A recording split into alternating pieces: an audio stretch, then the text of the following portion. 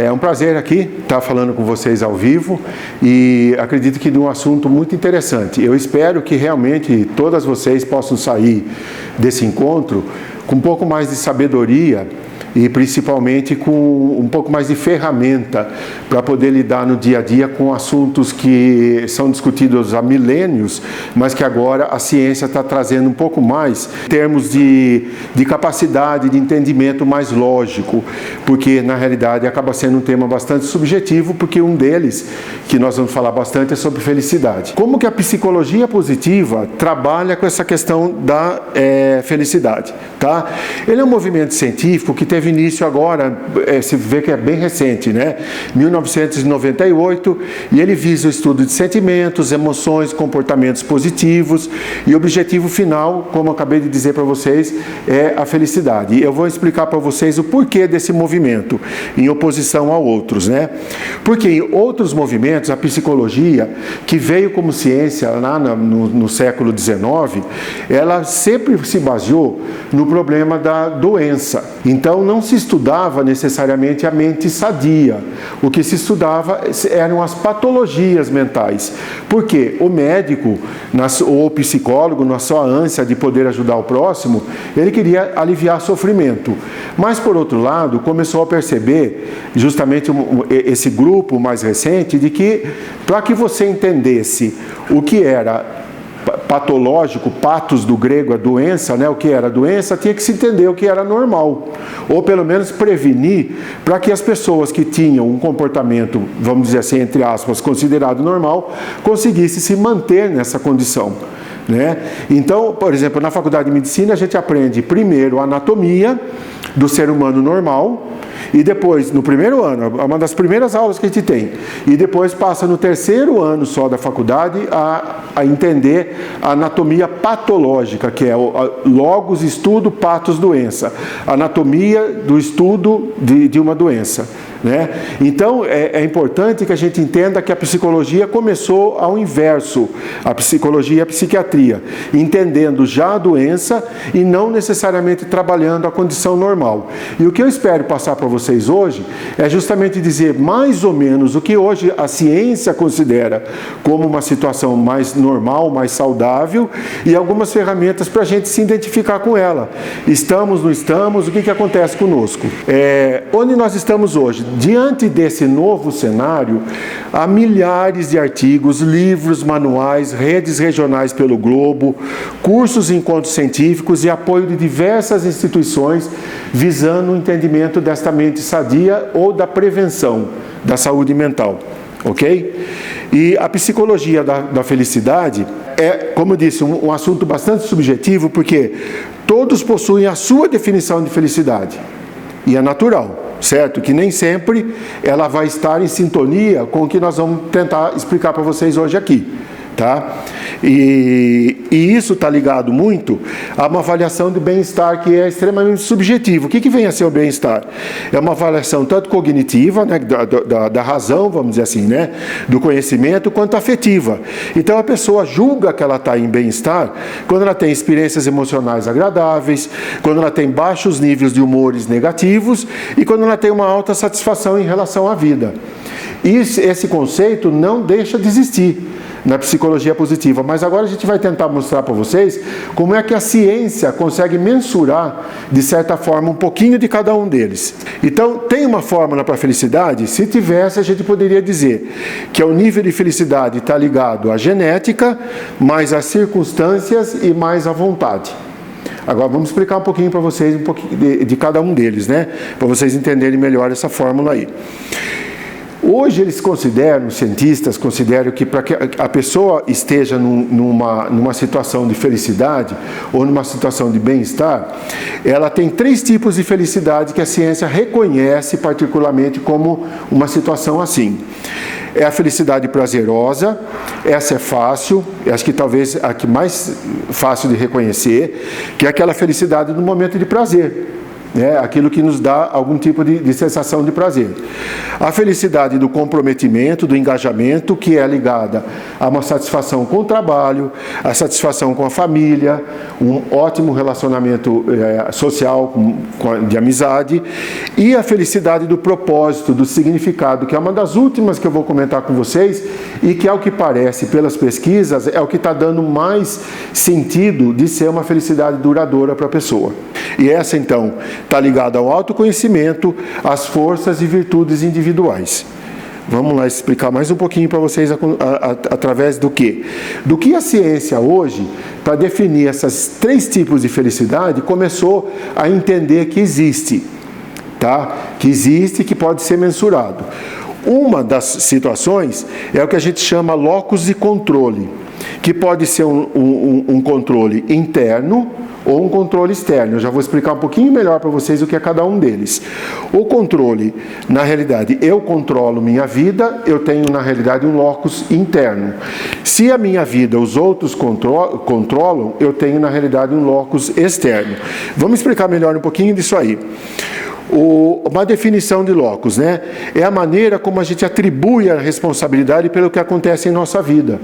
Isso foi descrito na década de 50 para 60 por um psicólogo americano, o Julian Brenhotter, E ele define, então, que é o famoso livro que ele escreve sobre aprendizagem social. Ele diz que o indivíduo aprende a definir o caráter dele, a personalidade, através dos relacionamentos sociais que ele tem.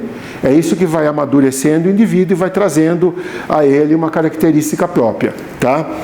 Então ele diz assim, que não adianta compreender o comportamento, mas porque é preciso levar em conta também a vida do indivíduo, o que diz respeito às suas experiências e aprendizados e aos estímulos à sua volta. Eu não sei se vocês se lembram na realidade, de um programa humorístico do Jô Soares de longa data, que era o Planeta dos Macacos, em que tinha um dos macacos falava assim: não precisa explicar, eu só queria entender. Na realidade, isso aí diz um pouco sobre essa situação.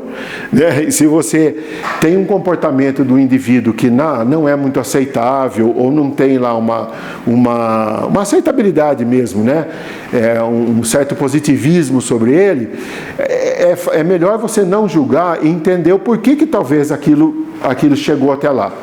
Por que ele chegou até essa situação? Vamos esmiuçar um pouquinho mais sobre isso. Então, nós podemos dizer que o locus interno é que a gente está no controle da situação. O nosso local de decisão é interno, ou seja, os resultados que colhemos são frutos das nossas responsabilidades. E a gente reconhece isso. Eles sejam bons ou sejam ruins. Já o controle de locus externo, o local de decisão está fora de você. Tá? E o que acontece com isso? Então, os nossos fracassos ou sucessos, ou até eventos ocorridos em nossas vidas, a gente sempre busca um contexto externo para justificar e contextualizar o que ocorreu. Crise, governo, algum parente, que até mesmo alguém que não te ajudou. A culpa é colocada sobre aquela situação no outro. Então, eu abri um espaço aqui para a gente responder essas 5 perguntas. Tá? Eu vou até dar um tempo, eu vou tomar um pouquinho de água aqui, para vocês pensarem, essas 5 perguntas para ter uma reflexão. Na maioria das vezes na vida de vocês, como você reage em relação ao seu último insucesso? Você coloca a culpa em alguém ou você aceita que aquilo foi um problema ocasionado pelo seu comportamento, pelas suas ações? Como você percebe a sua resposta diante dessa situação acima? Em que locus você se coloca se acontece uma situação de insucesso em você, um fracasso? Tá? Você coloca esse locus internamente ou você coloca ele externamente? Como você avalia as consequências de cada ação da sua vida? As ações importantes.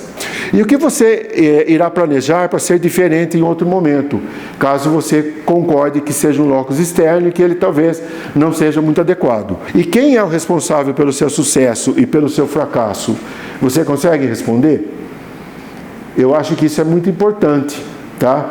Porque a partir daqui a gente começa a definir um pouquinho, cientificamente, as ações cerebrais em cima dos comportamentos e das atitudes que a gente tem. Isso mais à frente vocês vão entender o porquê que a gente está falando sobre isso e como que a pessoa pode trazer isso para a realidade do dia a dia dela. Dr. Werther, estão me perguntando aqui, então as respostas são subjetivas, porque são escolhas de cada um, né? São individuais, né? Sim. Não tem o certo e o errado. Não tem o certo e errado, mas tem para você saber se aquela situação você está culpando os outros, uma situação externa, esse é o locus externo, ou se você está assumindo que aquela ação foi decorrente do seu comportamento, tá? Dos seus sentimentos. Aí é um locus interno. Normalmente a pessoa que procura ou tem mais locus, olha, você nunca vai ser A ou B. Tá? Você nunca vai ser extremamente locus interno ou extremamente locus externo. O que acontece é que, na maioria das vezes, você acaba usando um deles, por treinamento, por vivência que você teve, até por exemplos. Por isso que eu disse lá que a fórmula da felicidade, ela traz a genética também. Tá? A genética é muito importante, porque se você teve um aprendizado, uma vivência com pessoas que só tinham locus externo, é natural que você acaba agindo desta forma. Então é importante que você saiba reconhecer, porque a pessoa que trabalha com locus interno, ela costuma ser uma pessoa bem mais madura. Costuma ser uma pessoa mais madura e uma pessoa que a gente sempre chama, inclusive, de assertiva, que é uma coisa muito interessante. Depois, se vocês quiserem, eu posso até dar exemplo de assertividade. Normalmente vocês já conhecem ou conheceram alguém assertivo e provavelmente vocês gostam dela, admiram, sabe? Porque é aquela pessoa que consegue pontuar a situação e colocar as situações da maneira mais correta para que aquilo não venha com outros sentimentos misturadas, né? Impuras com outros sentimentos que não são tão nobres, né? Nos nossos relacionamentos. Então aqui, o impulso para ação, então vamos dizer assim, tá, eu tenho locus interno ou locus externo, e aí isso gera um impulso de ação, que eu tenho uma situação que eu tenho que resolver, eu sou colocado à frente dela, eu vou ter uma ação em cima daquilo. Normalmente as emoções negativas vêm de defesa contra ameaças. Se você tem um locus externo, é muito comum que você sempre se coloque defendendo dessa ameaça externa, porque ela é externa. Então é natural que você trabalhe com exemplos como medo, raiva, tristeza. Ela faz parte do nosso processo natural. Então, de vez em quando, não é para se culpar porque tem isso, mas precisa entender quando realmente isso é uma coisa real ou quando é você que está transferindo para uma situação que não é necessariamente externa. Na situação atual que a gente vive hoje, né? Sim. Com a pandemia em alta, as pessoas com muito medo também, tanto o que realmente está ocorrendo quanto o governo também, sim, não sim, contribuindo para que as pessoas tenham uma tranquilidade emocional, né? Porque a doença está aí, né? Então, assim, eu conheço pessoas que colocam muita energia, né, na culpa externa, mas também não agem em prol de si mesmo. Exato. Não tem força para continuar, né? Então, assim, como lidar com essa situação? Dá um exemplo aí pra gente, sei lá, fala, né, alguma coisa a respeito do dia de hoje, né? Tá certo. Eu acho que até o final da palestra eu vou deixar todas essas ferramentas para vocês. Tá? Mas só uma coisa que, enquanto você estava fazendo a pergunta, Mariane, foi interessante, para vocês terem um exemplo prático, né? Uma pessoa que é líder, se ela age, na maioria das vezes, frente a uma necessidade de ação, com o locus externo, ela não se sustenta como liderança. Ela vai ter bastante dificuldade. Você entendeu? Então, normalmente, os líderes mais, vamos dizer assim, reconhecidos, são os líderes que trabalham justamente com o locus interno. Porque ele assume aquela situação para ele e é onde aí os liderados seguem de exemplo para que, como caminho. No livro dos samurais diz isso, né? Quem é o líder? O líder é a agulha que vai fazendo bordado, em determinado momento não precisa mais dele e a linha continua seguindo o caminho correto do que tem que ser feito. Existem dois tipos de liderança, né? A liderança de fato e a liderança de direito. A de direito foi colocado lá, você entendeu? E a de fato é o que normalmente o liderado segue, tá? E esse normalmente vocês vão ver, vocês podem ter exemplos aí, que normalmente é um indivíduo que trabalha bastante com o locus interno dele. Tá? Então são exemplos no dia a dia de vocês que vale a pena porque fica como um exemplo. Mas eu espero responder a sua pergunta até o final da palestra, viu, Mariane? Com algumas ferramentas a mais que nós vamos trazer aqui. Então as emoções positivas, por outro lado, o que acontece com elas? Se você tem emoção positiva e é referente ao passado, então procurar o quê? O que deu satisfação, o que deu contentamento, o que fez realizar, o que teve orgulho, gratidão, perdão, tá? Isso é muito importante, tá? Porque senão o passado fica uma coisa nostálgica, né? Que fica do que? Nostalgia passado e álgica, né? Dor. Então é a dor do passado. Não é um passado gostoso, não é um passado de se relembrar, né? É um passado que você acaba querendo esquecer. Então procurar emoções positivas no passado, ele só vive do passado, não tem problema que ele viva do passado, desde que ele traga de lá emoções positivas. O presente, esse não tem o que dizer, é alegria, calma, entusiasmo, prazer, eles chamam de savoring, né? O sabor da coisa e a gratificação. Isso é uma coisa que... E como que a gente consegue isso no presente? É estando presente no presente. Então hoje tem uma tendência muito grande do mindfulness, né? Você até conhece sobre essa questão de se alimentar, prestando atenção no que você está comendo, e quantas vezes o mundo hoje, ansiogênico que a gente vive, nos desvia disso. E a gente acaba automaticamente fazendo ações que a gente poderia ter um pouco mais de prazer nela. Eu vou dar um exemplo típico para vocês, o banho logo de manhã. Quando você assustou, você já tomou banho, não é? Já está saindo do banheiro, já tomou banho, já se enxugou e nem lembrou direito do banho que tomou, enquanto aquilo poderia ser um momento de prazer. Um momento da água correndo pelo corpo, de se ensaboar, né? Poderia ser um momento mais agradável. E nós fazemos isso praticamente todo dia, ou todo dia, né? Com certeza. E por que não? Né? Aqui no Brasil a gente tem esse hábito, né? Às vezes mais de um. Né? E por que a gente não faz isso? Porque, na realidade, a sociedade nossa, o estilo de vida ocidental que a gente tem hoje, retirou um pouco isso da gente. A gente tem que lutar para ter de novo. E o futuro, esse com certeza, otimismo, esperança, fé e confiança. Aí eu acho que eu vou começar a responder um pouquinho a pergunta no sentido de autoconhecimento. Quando a gente começar a ter um pouquinho mais de ferramenta para autoconhecimento, talvez você consiga lidar melhor com essas situações que a pandemia está trazendo. Toda essa insegurança, achou-se que estava indo embora, que a vacina ia resolver e está tudo aí de novo. A vacina está aí, não tem para todo mundo ainda, mas não se sabe se realmente vai ser toda essa eficácia que se esperava de uma vacina, existem variantes, e aí vai, né? Então, falando mais um pouquinho para vocês sobre isso. Existe uma outra situação que a ciência também já trouxe. Então, olha, eu falei para vocês sobre a questão do locus, né? Eu vou falar um pouquinho para vocês sobre essa condição que se chama flow. Não vou conseguir repetir aqui para vocês o nome do psicólogo polonês, porque realmente, se vocês tiverem curiosidade de procurar, vocês vão achar que eu estava certo. É um sobrenome comprido e acho que se tiver 2 ou 3 vogais é muito. Tá? Então, para não correr em erro, eu prefiro que vocês procurem ou vejam. O que ele diz do flow? Ele diz que o flow, vocês já devem ter passado isso na vida de vocês. Tá? É uma concentração intensa e focada sobre uma atividade que você está fazendo. Você tem uma perda da autoconsciência reflexiva. Naquele momento você não está pensando muito em refletir em nada. É aquele momento que você esquece a pandemia, aquele momento que você esquece os problemas familiares. Tá? É uma entrega, ok? Uma distorção da experiência temporal entra e quando pergunta, mas quanto tempo você ficou fazendo aquilo? Você não se lembra. Não com precisão, tá? Uma sensação de controle sobre as próprias ações, você está controlando aquilo que você está fazendo, aquilo que por outro lado está te devolvendo prazer, uma satisfação. É uma experiência autotélica, né?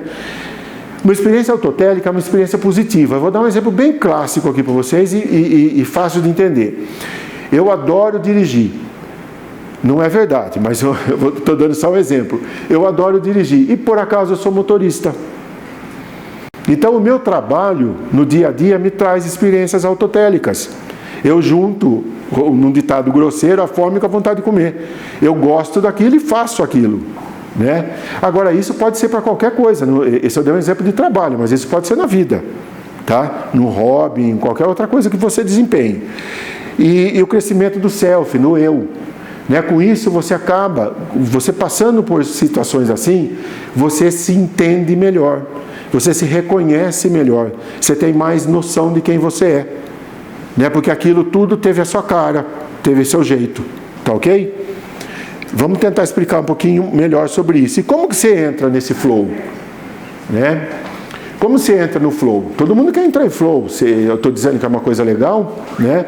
Vamos explicar como é que se pode fazer isso. Existiu, então, até quem começa com esse movimento de 1998 da psicologia positiva, 2 psicólogos americanos, né? O Martin Seligman, que é um dos mais... quem levou isso mais à frente, né? E o Christopher Peterson. E o que eles fazem? Eles começam uma pesquisa, justamente até incentivada pelo exército americano, procurando mais resiliência entre os combatentes de guerra, porque eles só viviam experiências negativas, né? Como aflorar a experiência positiva. E eles começam a fazer uma pesquisa de longa data, foi uma pesquisa que durou um longo tempo, procurando, na realidade, em todos os escritos milenares ou não, como aqui a gente até cita o Corão, Bíblia, Código do Samurai, filosofia, os grandes filósofos gregos, o que falava de bom da humanidade, o que dizia que aquilo era bom no ser humano, né? E eles chegaram à conclusão, na realidade, de 6 virtudes que eles chamavam ubíquas. Ubíquas quer dizer, estão em todos os lugares, tá? E essas 6 virtudes estavam citadas em toda essa, vamos dizer assim, nessa revisão de artigos sobre a humanidade, de literatura sobre a humanidade que eles compilaram, né? Então isso é muito importante, porque se não tivessem algum deles, eles descartavam. Ela tinha que se repetir em tudo isso que eles procuraram, tá? E a partir daí, eles chegaram à conclusão dessas 6. Dessas 6, eles classificam algumas em situações, por exemplo, de transcendência, de moderação, e dessas aí derivaram mais 4. Tá? Conclusão. Chegou-se à conclusão de que o ser humano, em geral, tem 24 virtudes ou forças de caráter. Isso não tem cunho religioso. Embora eles tivessem procurado em livros também sobre Alcorão, Bíblia, eles procuraram isentar, ser uma coisa mais laica, para que tivesse justamente o suporte científico. E o que acontece com isso? Nessa situação em que eles foram procurar essas virtudes, eles chegam à conclusão dessas 24 virtudes. E eu vou dar para vocês aqui a dica de um teste interessantíssimo para vocês fazerem, em que vocês vão tentar descobrir quais são as 5 top de vocês, tá? E depois vocês vão entender o porquê que eu vou falar sobre isso, tá certo? Agora, fazendo essa análise, eles conseguiram chegar, então, na seguinte situação, de que essas 24 são as virtudes ou as forças que a maioria dos seres humanos, ou dentro dessa compilação de literatura, eles chegaram à conclusão de que elas são citadas. Agora, lembrar o seguinte, gente, virtude e força de caráter, o que é? Sem cunho religioso, como eu citei anteriormente, é aquilo que os seres humanos admiram no outro. Então, se você tem alguma característica que é admirado pelo ser humano, isto é uma virtude, é uma força de caráter sua, tá? Eu vou dar um exemplo para vocês. Aqui ele diz sobre a questão de bom gosto, ou até mesmo o 23 aqui de bom humor. Elas não estão classificadas aqui por ordem de importância não, tá? Elas estão classificadas aleatoriamente. Então, bom humor, por exemplo, bom gosto, até então eu não considerava necessariamente isso uma virtude, ou mesmo até uma força de caráter. Eles consideram que sim, porque é uma coisa que o outro ser humano admira em você. Você tem para entregar para ele, tá? Então, e nenhuma religiosidade ou religião traz normalmente isso como uma virtude. Traz as clássicas, né? A coragem, gratidão, bondade, mas essas outras não necessariamente, mas elas são, porque os outros seres humanos admiram isso em você, caso isso seja uma força sua, tá ok? E aí, voltando só um minutinho aqui. Ali que está, embaixo do Forças de Caráter, vou citar para vocês aqui, o www.viacaracter.org. É um site que vocês podem entrar, que eu recomendo que vocês façam, porque isso eu vou citar agora no próximo slide, porque nesse site eles pedem lá que você registre como se fosse uma pesquisa, mas eu confesso que eu já fiz esse teste há muitos anos e eu nunca recebi nenhum tipo de contato deles ou pedindo alguma coisa para mim. Como é uma pesquisa ainda em andamento, o Martin Seligman até já faleceu, mas como é uma pesquisa em andamento da Universidade da Filadélfia, eles gostam de saber, porque quanto mais pessoa responde, mais ele entende o que normalmente, como é que a humanidade se comporta, né? Quais são as forças de caráter talvez que se repitam mais, como é que é? Para eles isso é importante. Agora, para nós, o que é importante? A sua. Você tentar entender quem é você. E é incrível, que eu espero que isso aconteça com vocês. Eu fiz e eu realmente me reconheci lá. Você entendeu? As 5 primeiras que você tem é que a gente chama de top 5. São normalmente a que define melhor você. Mas isso não significa que de repente você faça numa segunda vez, num outro momento, alguma delas se alterem. Tá? Alguma delas se alterem. Mas dificilmente vai acontecer de uma que está em 20º lugar aparecer como top 5 de novo. Mudar para top 5. Tá? É mais ou menos, se existe um rearranjo, o rearranjo acontece talvez ali entre as 6, 7, chutando um pouco mais, dependendo de como você respondeu, nas 10 primeiras. Né? Isso não significa que você não tenha as outras. Significa só que ela não seja uma força de caráter sua. E hoje tem escolas voltadas para isso, e olha que interessante, que antigamente não se pensava assim, reforçava aquilo que você não tinha de bom. Vamos dizer assim, pegava no seu pé na matemática que você não gostava. Hoje, se a matemática não é uma inteligência sua, uma inteligência racional sua, esquece a matemática, vai dar valor para aquilo que é seu, que é melhor em você. Porque se você faz isso, você sai da situação que a gente chama de medíocre. E o medíocre não é o que tem menos, o medíocre é o que tem a média. Entendeu? Você não fica mais a média. Então você fica o melhor. É aquela situação que você já deve ter ouvido falar, já deve ter visto, que exigiu que o indivíduo, a criança, aprendesse piano. Aí quando chega na época que ela tem que decidir mesmo, que ela pode escolher, ela não quer nem ver piano, não passa nem na frente mais do piano. E o máximo que conseguia fazer eram apresentações medíocres, não estou dizendo ruim, médias, medianas, de alguma coisa que ela aprendeu. Não foi uma virtuose.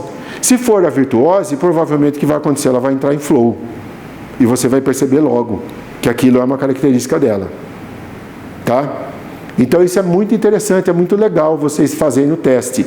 Tá certo? Sobre isso, porque isso traz inclusive essa experiência. Tem escolas hoje na Austrália que trabalham diretamente com essa questão de forças de caráter com o estudante, justamente para poder reconhecer o que incentivar nele e o que não ignorar nele, mas não colocar aquilo como um peso.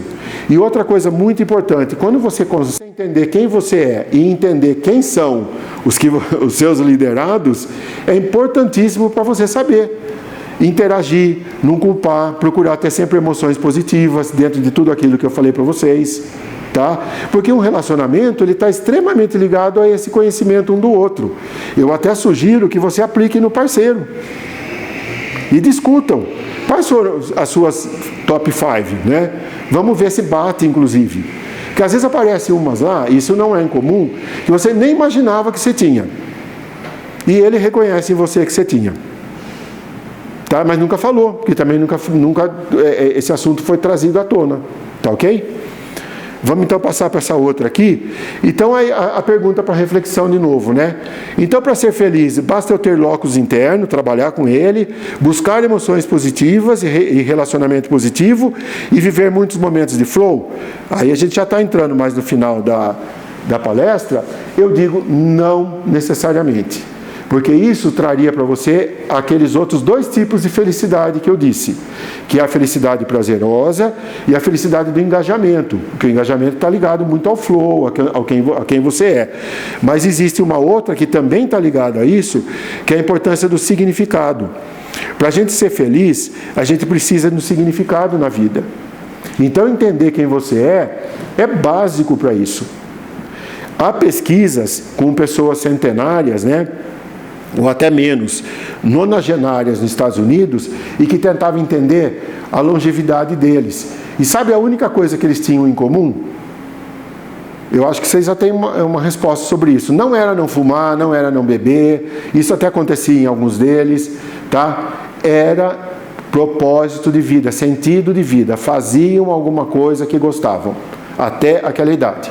Isso fazia eles levantarem de manhã, fazia eles serem felizes e reconhecer que estavam vivos e ter gratidão por isso. Essa foi a única coisa em comum nesse grupo de pessoas. E aí eu pergunto para vocês, um banqueiro de investimento que encontra significado e prazer em seu trabalho e que está nele pelas razões corretas, a gente acredita que ele leva uma vida mais espiritual e plena do que um monge que está lá nessa atividade errada. Preciso citar exemplo para vocês disso? Não é tão claro isso para a gente? Eu peguei o exemplo do monge porque é uma coisa assim um pouco mais rígida, né? Um pouco mais engessada, mas não precisa ser isso. E na antiguidade grega, só finalizando com uma coisa mais leve e interessante, a educação visava a conquista do homem em excelência. Ela visava o que se chamava de virtude, a paideia. Então eu vou explicar para vocês como é que era isso, né? Olha só. O homem grego, infelizmente naquela época a mulher não tinha acesso à educação, mas o homem da elite, né, o nobre, né, o da elite grega, que não era escravo, tinha direito a estudar, e ele com 7 anos era levado para a escola. Os primeiros 7 anos de vida dele, ele tinha um conhecimento de si próprio, ele começava a entender quais eram as virtudes e as forças de caráter dele. Talvez não com teste online, com certeza que a gente vai fazer hoje, o que eu recomendo que vocês façam. Mas dentro das discussões, das observações que os mestres, porque moravam tudo junto, né? Eles eram retirados da família e moravam dentro daquela escola, observavam no indivíduo. Aí, a partir de um pouco de mais idade, ele poderia fazer um curso que eles chamam de técnicos, que hoje a gente chama de técnico, que é um curso só de repetição. Então isso aí não exigia muita sabedoria ou conhecimento de si mesmo. E eles consideravam que para ser técnico qualquer pessoa podia ser. Não precisava desse requinte. Por outro lado, ele começava a entender o outro, a discutir quem era o amigo dele, quem era o colega dele, e a aprender a reconhecer virtudes no outro também. E aí, gente, para finalizar, ele, por volta dos 18 anos, ele defendia praticamente como que uma tese frente aos mestres dele, dizendo quais eram as virtudes que ele reconhecia nele e o que ele poderia fazer para ajudar o mundo com aquelas virtudes, ou ajudar a sociedade. Aí, então, talvez vocês entendam agora onde é que a gente está errando. Aí, então, ele era considerado cidadão. E aí, então, ele tinha direito a votar. Sem abrir aspas em nada. Fica aí como uma reflexão para vocês. Quem era o cidadão grego? Então ele passava por todo um aprendizado para chegar lá. E aí sim ele poder dar opiniões sobre a sociedade. Porque ele se autoconhecia.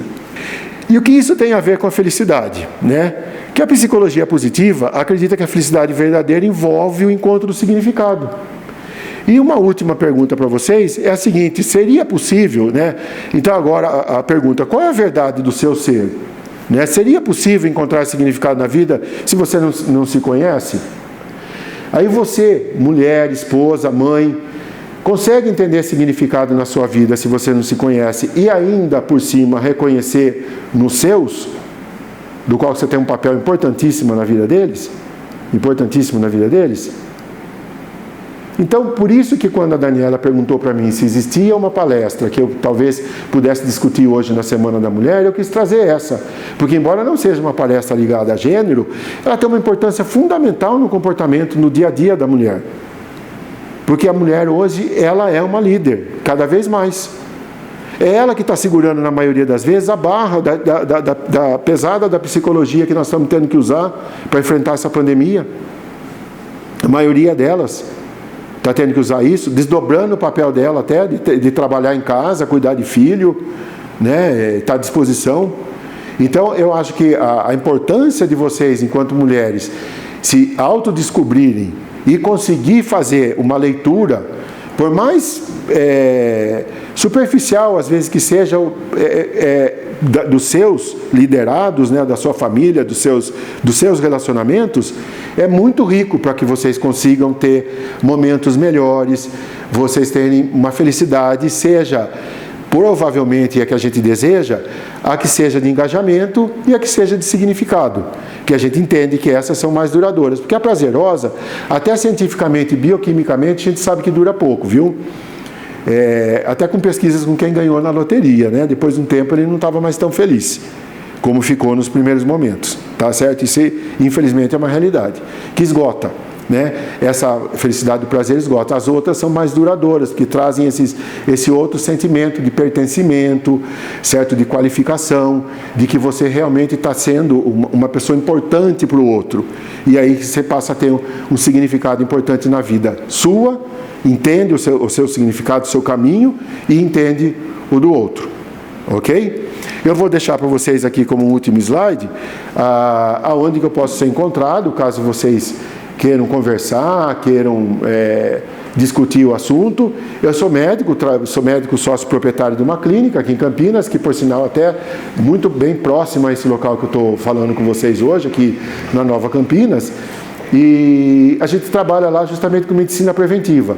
Mas como a medicina preventiva e a de estilo de vida traz relacionamentos como um dos pilares, a gente aprofundou bastante nesse tema também para poder trazer, e que eu espero que eu tenha conseguido hoje, ferramentas para que vocês consigam abaixar esse assunto tão subjetivo para uma realidade um pouco mais real, um pouco mais mensurável na vida de vocês. Tá ok? Agradeço muito a audiência de vocês, o tempo que vocês tiveram aqui conosco, e pelo que eu estou sabendo, essa semana está sendo um sucesso, né? E eu espero que continue assim, ok? Muito obrigado. Obrigada pela audiência, obrigada, Werther, pela maravilhosa palestra e espero vocês amanhã aqui com a gente. Obrigada, viu? Obrigado.